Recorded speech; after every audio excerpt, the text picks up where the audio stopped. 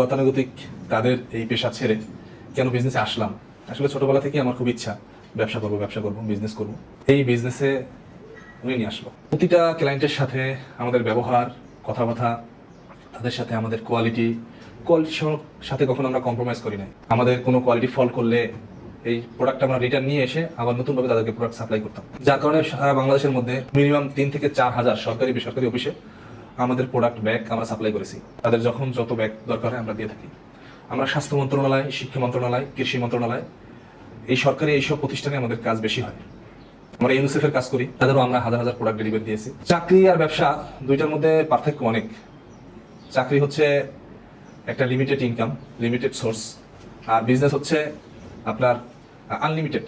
আসলে আল্লাহ তাআলাই এটা পরীক্ষা ছিল, আল্লাহ তাআলা ওখান থেকে আবার উঠায় নিয়েছে আমাদেরকে। এই ব্যবসায় আসার যখন প্রথম দিকে আমি আসি, আমার ফ্যামিলি বলেন, আত্মীয় স্বজন বলেন, বন্ধু বান্ধব তো ওইরকম সায় কেউই দেয় না।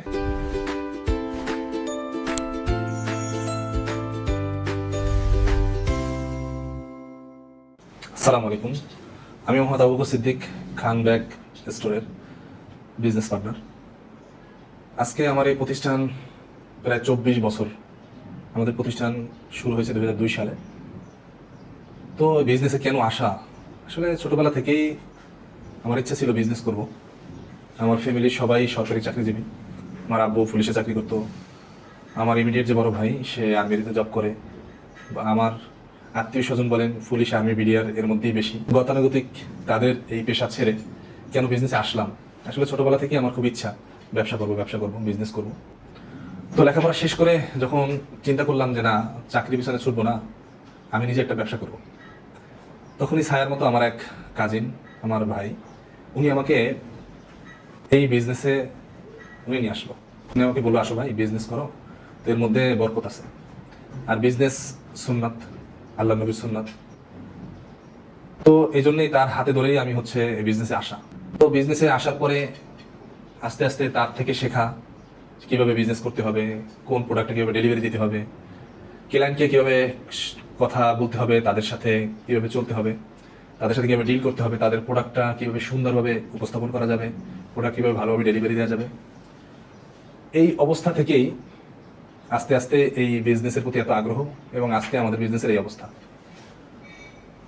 আমাদের প্রতিটা ক্লায়েন্টের সাথে আমাদের ব্যবহার, কথাবার্তা, তাদের সাথে আমাদের কোয়ালিটির সাথে কখনো আমরা কম্প্রোমাইজ করি নাই।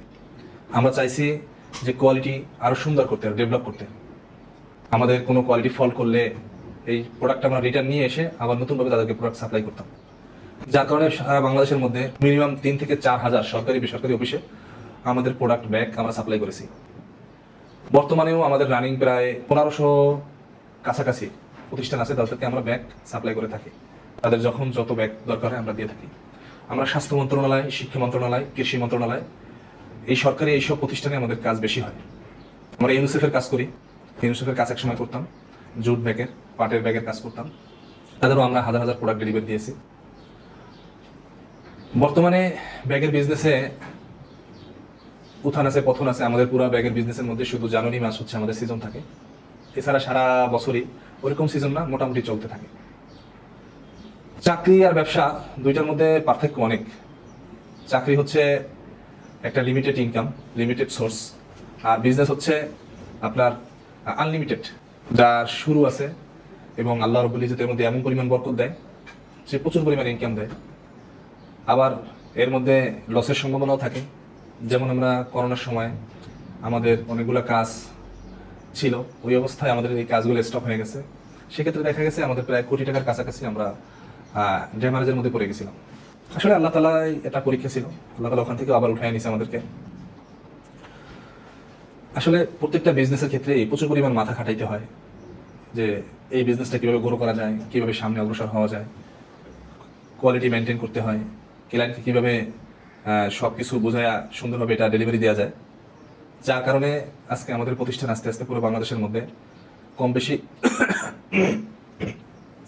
10 থেকে 12 হাজার ক্লায়েন্ট সাথে আমরা কাজ করেছি।